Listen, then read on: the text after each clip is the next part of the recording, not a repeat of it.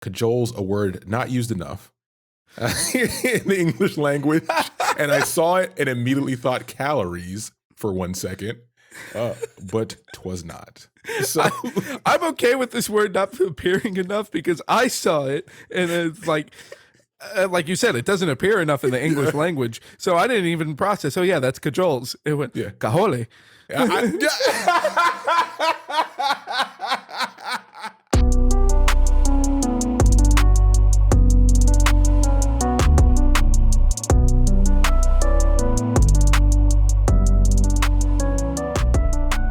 Welcome to Casuals of Runeterra, episode 39. I'm your host, Ryan, here with your other host, Hetch. Yeah, we're keeping it serious here. Keeping it serious, keeping it real. This is a serious podcast. Oh my God. Like, Hetch, we were doing our sound test and he decided to make an absurd noise right as I got the countdown to 1, which is not advised. But anyways, we're here. What's up? We're back. We did it. We're back. And I'm keeping it try hard of Runeterra. That's right, baby. Every episode is a blessing. So as usual up top, we got a special up top for this episode. So the Twin Suns Open, which we mentioned in the past, coming down the pipeline, it's kind of the surprise we had for you guys. They had 128 people. They went through their Swiss this weekend. And then next weekend on April 10th, that's Saturday, at 1 p.m. Eastern, the stream starts for the top 16. And there's some cool decks. If you go to their Twitter, you can find a post about some data they pulled from their Swiss matches, which is cool to see the variety of decks that came out because the tournament happened after the big 2.5 patch episode we talked about. If you haven't catched up on those notes, you can go check that out in our previous episode. Cough, cough. It happened post Aphelios and TF nerfs. Yeah. Cough, cough. Yeah. And it's reflected. But yeah, so that's going to be exciting. I mean, we're looking forward to that. Obviously, they're friends of the show. And, we're sponsoring, which is great. Trying to support those grassroots movements. And I got to give them props to handling, 128 players for their first kind of big tournament. That Discord was pretty orderly. Everybody was nice. Everybody was kind. Any confusions, there's plenty of questions to be answered. But they handled it. And, they had other people in the community handle it in the background as well. So props to them. It's not easy running tournaments. Yeah. It was, even though, it's not like a Riot event, so there's not like an easy way to stream it. It was still a lot of fun keeping up with everybody. So if you get a chance to check it out on the 10th, also take a look at the Twin Suns Discord, because sometimes we pop in there too, just to hang out and see what's going on. Also, so we can keep up with these decks, and I can get salty that, Lux isn't a top tier champion like she deserves to be. You know what they say, Hetch? Be the hero you want, or be the change you want to see, right? Oh, I'll get into me trying to be the change I want to see in a second, but I'll let you continue with our housekeeping first. So as always, you can listen to us everywhere. Follow us on Twitter. Keep up to date on episodes. The easiest way is at Podcast Core. That's Podcast COR. And you can send an email to the same name at gmail.com. Please leave a like, follow, and a short review / comment, and tell a friend to stay aware of the hunt by listening to the Casuals of Runeterra podcast. Nice. Yes. State the hunt is on. State of the game. So, as always, you know whose deck I'm following. I'm playing now it's kind of a mash of decks that I've been playing, which one being the J4 Garen deck I was playing for a while, the other one being the Marauder deck I was playing for a while. And those are smushed together, and I've been playing that with the recent J4 buffs. And it's been pretty good. At first it was kind of rough because it does change the play of the deck. J4 is an interesting card, and he's very unique with his flash ability. And that's something I had to get used to playing with, setting up, and playing around. So I'm enjoying it still. So no complaints. I think everyone's going to end up having to get used to it because the buff doesn't make him feel like exponentially better, but it's definitely nice to see. So I think a lot of decks are just going to start trying to squeeze him in there now because he he's in a good spot. Yeah. Finally. It's a strong card, especially if you can flip him, which is more difficult than you would think in the standard trading environment / chump blocking environment, because it's keeping your character alive without a deck that specifically focuses on dumpies like a Soraka Kench deck.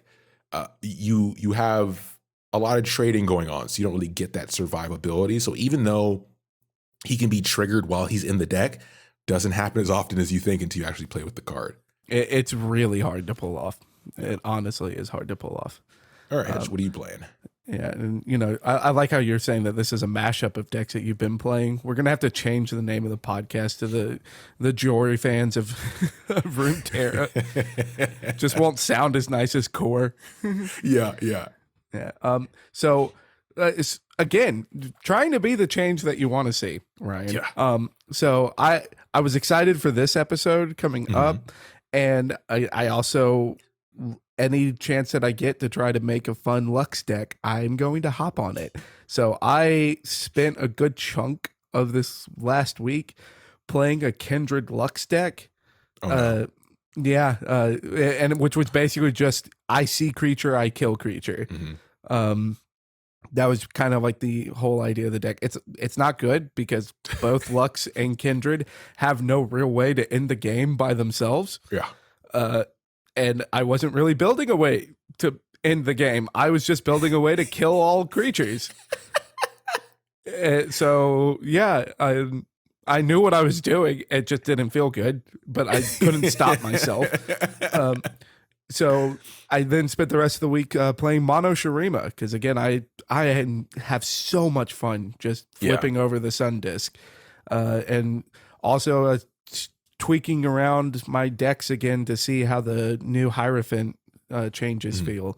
So at the moment, Kahiri's taking a seat on the bench, but I don't know how long that'll last, and I'm going to keep trying to see what I can do with Shurima. It's fun. Yeah, you hit the nail on the head when we talked about before the patch episode, where you went into solo Shurima, and that turned out to be an actual thing that started popping up on ladder.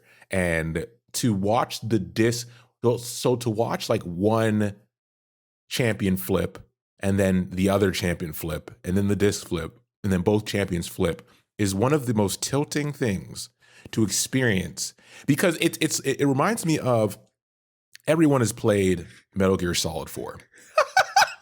If you have, that game is mostly cutscenes. There is no game there. It's a movie. And your life turns into a movie when that happens to you and you're about to lose, and it's the worst thing because you can't get to the surrender button fast enough. You just got your mouse in the top right hand corner of your screen, just spam clicking. Like, give me the menu. See, I'm on the other side of that. So I can confirm, all right, you may have had your suspicions about Shurima players when that cutscenes are happening. Yeah. And I can confirm, yes, all Shurima players, when they are in these hour-long cutscenes of the Shurima champions flipping over, we are miming the whole, everything, when it's a Zera flipping, we've got our hand up with the sand. My gosh. Yeah, we're doing it. We're doing it. We're living our best life at that point. I'm disgusted. I am disgusted. All right, let's get into it. This topic, Brisk Bow or Jagged Jaws.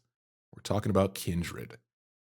This one's interesting. Kindred's an interesting concept. So, because it is more of a concept than a champion. Yes. But as always, we start with the spells here. So what do we got? So, wanted to kind of pick one that's kind of more a card that people actually see a lot for this one. So we're going to be looking at Unto Dusk. So Unto Dusk is a 2-mana burst speed. So 1 mana shy of being OP. But 2-mana burst speed spell, draw 1, and it has Nightfall. On its Nightfall trigger, activate an ally's Nightfall effect, ignoring any targeted portions. So it just lets you get a free trigger of Nightfall on something that's in play. Most everyone has been saying this with a lot of the one I've seen the most has been like a Zir Lucian, where you are, or no, not even a Zir Lucian, a Zir, was it Maokai? It's a with Shadow Isles, and then it's a Zir, and you trigger Doom Beast. Yeah. So then you have like a Shadow Isles kind of burn deck to I've seen give it more. Doom Beast, Yeah, give it a lot more of an aggro feel. So that deck also plays the mirror that allows you, the 0 cost that allows you to clone something and give it ephemeral. So it's like for a tip for listeners out there, since you guys are more casual, most likely kill Doom Beast. Like kill it as fast as you can, because that is what it's going to kill you. Get rid of it. Everything else in that deck is irrelevant. Get rid of it. Get rid of it. Yeah. Again, you build your Lux decks, see creature, kill creature. Yes, but this card obviously is really good. Yeah. And has been used a lot for that kind of burn feel, but everyone kind of knew that this was going to be seeing play in decks, whether it was good or not, just because it's 2 mana, draw a card. Like anything that kind of replaces itself in a hand at a decent mana cost is worth seeing what it does. Like worth seeing the effect. But the big reason that we're talking about it today is what a lot of people don't look at, which we're going to. A combination of the art, which is a floating mask, and the flavor text on this one. It is a quote, and it says, "Come, child, no need to be afraid." And it's a quote of the Mask Mother. And does that actually mean anything today? Who is the Mask Mother? Who is that? And you know what? Let's try to answer that question real quick. What? We got answers? Because the follower for this week is going to be the Mask Mother. Surprise. Right? So first we'll talk about the card. It's a 2 mana, 2/2 with Fearsome. And on the play, kill an ally to grant me its stats and keywords. Which obviously, since it's a sacrifice mechanic in Shadow Isles, that's always something that is worth looking into, because Shadow Isles has things that are worth killing. Everyone, what is it? Curse Keeper, like you can climb pretty easy as long as you aren't playing like a potato. Yeah. If you're building decks around killing Curse Keeper. So this is another sack outlet. So that way you always have a chance to have a sack outlet into a card that's worth sacrificing. So this is something that's kind of worth keeping in mind. But the Mask Mother, let's talk about the Mask Mother, because I know personally I haven't seen this card too much on ladder. So who is the Mask Mother? All right. And if we look at the flavor text, they say the Mask Mother created Kindred, just as she created all the incarnations of death. But from whom did she receive her mask if she didn't craft it herself? So the Mask Mother, like, already has this feeling of like in Runeterra being a ethereal being that is creating these masks that a lot of these spirits are wearing. But the Mask Mother also wears a mask. So is this a thing where it's ancient peoples are creating these masks? Like as a worship towards this spirit of death? Or is it a thing that there's someone else out there that's making these masks and only these spirits of death wear these masks? What is Mask Mother's relationship to Kindred? Who knows? And I had a lot of fun just trying to find all the pieces of Mask Mother. Yeah, it's a really neat connection for this episode. And it's a definite, who watches the watchers situation, right? That's always a reference that you see in, tons of media when you think about these big ethereal beings or these bigger than life beings. It's like, okay, well, they exist, but who exists above them, right? How high does this ladder go? And we don't know. We don't know right now. Yeah. Where is Scooby-Doo?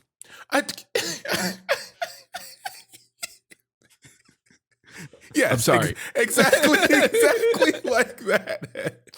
I'm sorry. Wait, who else is going to take their masks off? It was Old Man Thatcher.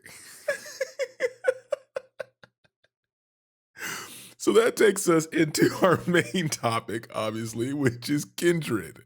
So not Scooby-Doo. Sorry to ruin it for everyone.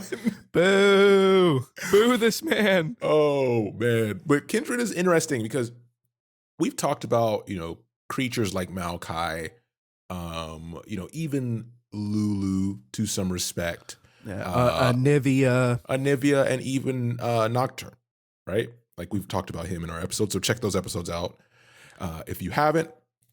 But that being said, is when Kindred's talked about in the biography and the stories, it's just a matter of fact. It's not about incidents that happen. There is no specific incident. There is no specific adventure. It's just these are the rules, and we are informing you. So Kindred is just the embodiment of not just death, but the path towards death, right? So you have the one that people would think is the actual champion, which is Lamb, which is the white creature you see in the art, which represents the path to death with acceptance. So the easy path. And that character also has the bow, the shining bow.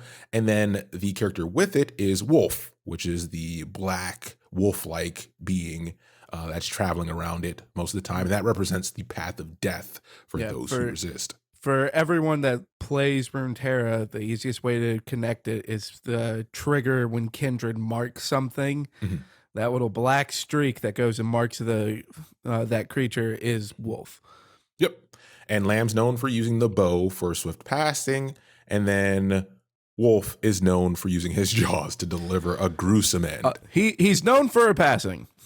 Yeah. It's like, how dare you make this difficult? But as, we go through these regions, if you listen to our previous episodes, every region has its own kind of culture. And each culture, like in the real world, has different representations of what Kindred means to them. So for Demacia, it's said that a true Demacian turns to face Lamb to take the arrow. Whereas in Noxus, it's said that Wolf leads the hunt because most people in Noxus will run away as he chases down the targets. Like they don't have that same concept of an honorable death as Demacia has. So they have a different view, right? In Freljord, they have the term "kiss the wolf," which is a very tribalistic view on it, where they honor his chase and they promise him the blood of their enemies. So since they live on a constant path of being close to death, they're like, you will chase us, but we will only give you our enemies, which is that's really badass. It's really cool. It like the first time I read it too, it was also a little confusing because I was like, hang on a second, how are you kissing Wolf? Because then that just means that you're accepting your death. So that means Lamb. And then I definitely got in my own head way too much. And then you started to spiral. Oh, God. But then Bilgewater has a more celebratory event where it's after each harrowing, which is a card we've covered in the past. Check out those Shadow Owl episodes. They celebrate and honor both Lamb and Wolf. So that's kind of cool. I like that that's specified in the biography for Kindred, giving us more world building, right? That's something that we've mentioned that they do well as we've gotten this far, right? So absolutely, there are mentions of some who do escape the pair, right? But they suffer nightmares similar to Nocturne. Right. In the Nocturne episode, we talked about, when people become targets, they're ravished by these nightmares and sights that consume them until they are caught or finally meet their end. And the same thing happens here with Kindred. So there might be even a correlation between the two that we haven't linked yet. Who knows? Yeah. My favorite bit as far as that they're stricken with nightmares until the day that they give themselves to Lamb or are caught by Wolf. Because it's basically if Kindred's on your tail, it's Final Destination. Yeah, exactly. That's good. That's you can dodge it as much as you want. They're still there. Yeah, they're still coming. Yeah. So they're gonna get you. Don't drive behind trucks that are carrying logs. We all learned that at a very young age. No. You steer wide, and it's the moment the lane opens, you gas it. But where this wraps up here is why we have the Shadow Isles region labeled for Kindred is because Kindred remains close to the Shadow Isles at all times. So despite doing its mission, their mission to go find others outside of it, they always come back because what happened in the Shadow Isles is such a I would say, a celestial experience that they're constantly waiting for this concept of undead souls to be released so they can meet their fate, which is death, right? But they're in between, and that's something that's very unique to the Shadow Isles, which draws Kindred close to it, because there's a lot of work to be done in the Shadow Isles. It's unique to the Shadow Isles because it's the ground zero of Ruination 1.0. Yeah. Not to be confused with Shurima's Ruination 2.0. So, one of the things I'm looking forward to is if we can dive more into like this, like what Kindred does in the realm of Valoran, like if there's any connections with them in Shurima, because they are stuck to Shadow Isles because of all these undead souls, and they're just waiting to actually reap their souls. And it's like, well, Shurima's got a lot under the sands. They got a lot going on down there. Everybody and their mama. Yep. So this takes us to the card, because it's a very short story. And the Kindred card is interesting. It's seeing a good amount of play. It is a card that has to be dealt with because it can take the game away from you very easily. But it's interesting as well. So Kindred is a 5-cost 5-5. It's a 5-cost 4/4 to start. Yeah, 5-cost 5/5. I know, right? Off the bat. Off the bat. All right. Yeah, 5-cost 4/4 with quick attack that has the first time you slay a unit each round, I mark the weakest enemy. Round end, kill units with my mark. Now, the most important thing about this card that I think a lot of people didn't know, since it is one of the newer ones, is that they have to be alive for that trigger to happen. Even though they're marked, if the card dies, the trigger goes away. Yeah. And it like that's important only for the trigger, because the level up condition is that that Kindred has seen 2 marked enemies die. And so like if you kill them before the end turn with the mark, you still get the level up effect for Kindred, but you don't get the trigger that like you kill the thing. It was a little confusing at first, but it does make sense. Yeah, so once you satisfy, that level up, we get the next form naturally. And the quote here is also important because it's a sing-songy tune, which I feel like this is this is not attributed to anybody, but it feels like something from a Bilgewater citizen or during the celebration that would say this, right? So once there was a lonely man who split himself in twain. From one came two, born anew, never alone again. That's real cool. It sounds like a sea shanty. We Casuals of Runeterra, we're making it official. That is a quote from Bilgewater. We will not accept. We're putting our foot down. The experts have spoken. Yeah, we are the experts in this field, and like any complaints that you have can be, sent to us at podcastcore@gmail.com. And we love the feedback. We really do. So then we get the flip, and it's, a 5/5. You get that standard +1/+1, keeps the quick attack. And this time it says the first time you slay a unit each round, grant me +2/+2, and I mark the weakest enemy. Round end, kill unit with my mark. So it doesn't really get any fancier. Yeah. I can attest it is really satisfying to be having like a 9/9 quick attack unit on your board that just kills stuff for free. Like the grant keyword is important. Yeah. Remember, grant means it sticks. Oh, it sticks, and it's satisfying. It's really nice. Is this a good combination with Lux? It's not, and I'm sad. But it's very satisfying to play. And then we get a continuation of the shanty here, which is death took the form of hunters. None escape such as they. One cajoles with arrow and bow. One chases down its prey. Cajoles, a word not used enough in the English language. And I saw it and immediately thought calories for 1 second, but 'twas not. So I'm okay with this word not appearing enough because I saw it and it's like you said, it doesn't appear enough in the English language. So I didn't even process. Oh yeah, that's cajoles. It went cajole. My mind.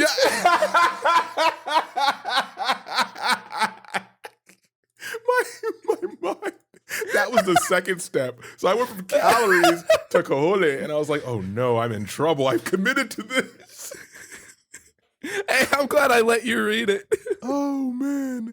But yeah, so that kind of takes us through the Kindred experience, which is cool. We got another, larger than life champion because we're gonna get more of them, right? And we've had more deities released, more celestials, more stuff like that in League of Legends that hopefully will come over to the game so we can talk more about it.